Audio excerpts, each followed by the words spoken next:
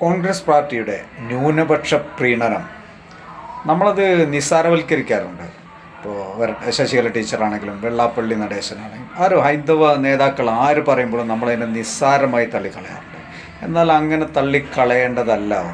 ഇത് ഇന്നും ഇന്നലെയും തുടങ്ങിയതല്ല എന്ന് തെളിയിക്കുന്ന ചെറിയൊരു വീഡിയോ അത് നമുക്ക് കണ്ടാലോ. ഇത് കണ്ടു കഴിയുമ്പോൾ ഇതൊക്കെ സത്യമാണോ എന്ന് നമുക്ക് പോലും തോന്നാം, ഇല്ലേ? ഏതായാലും ഒന്ന് കണ്ടു നോക്കൂ.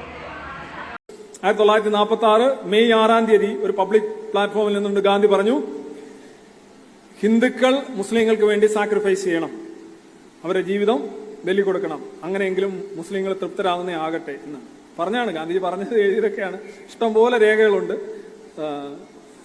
അതുപോലെ തന്നെ കേരളത്തില് മാപ്പിള ലഹള നടക്കുന്ന സമയത്ത് RSSന്റെ തന്നെ ഒരു ഫോർമേഷൻ അടിസ്ഥാന കാരണമായത് 1921 മാപ്പിള ലഹള എന്നറിയപ്പെടുന്ന മലബാർ കലാപങ്ങളാണ് എന്നാണ് പറയപ്പെടുന്നത്.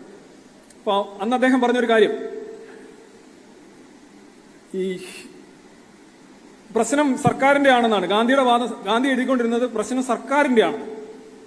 ഈ ഖിലാഫത്ത് അനുഭവിച്ചു കൊടുത്തിരുന്നെങ്കിൽ, അല്ലെ ഖിലാഫത്ത് സമരത്തിൽ മുസ്ലിങ്ങളെ കൂടെ നിന്നിരുന്നെങ്കിൽ മുസ്ലിങ്ങൾ ഇങ്ങനെ വയലന്റ് ആകില്ലായിരുന്നു. അതുപോലെ ഹിന്ദുക്കൾ കുറച്ചുകൂടെ സഹാനുഭൂതി മുസ്ലിങ്ങളോട് കാണിച്ചിരുന്നെങ്കിൽ അവർ വയലന്റ് ആകില്ലായിരുന്നു. അപ്പം പ്രധാന കുറ്റം ബ്രിട്ടീഷ് സർക്കാരിന്റെയും ഹിന്ദുക്കളുടെയും ആണ് എന്നുള്ള രീതിയിലാണ് ഗാന്ധി തുരുതുരെ എഴുതിക്കൊണ്ടിരുന്നത്.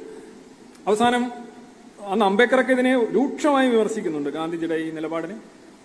അവസാനം ഹിന്ദുക്കൾ ഒരുപാട് കൊല്ലപ്പെടുന്നു എന്ന് പറഞ്ഞപ്പോൾ ഗാന്ധിജി പറഞ്ഞത്, നിങ്ങളൊരു കാര്യം ചെയ്യുക, നിങ്ങൾ കൊല്ലപ്പെടുക, അത് വലിയ കാര്യമാണ്, അത് കാണുമ്പോൾ അവർക്കൊരു മനംമാറ്റം ഉണ്ടാവും, അത് നിങ്ങൾ മഹത്തായ ഒരു മരണമാണ് വരിക്കുന്നത് എന്നാണ് ഗാന്ധിജി പറഞ്ഞത്.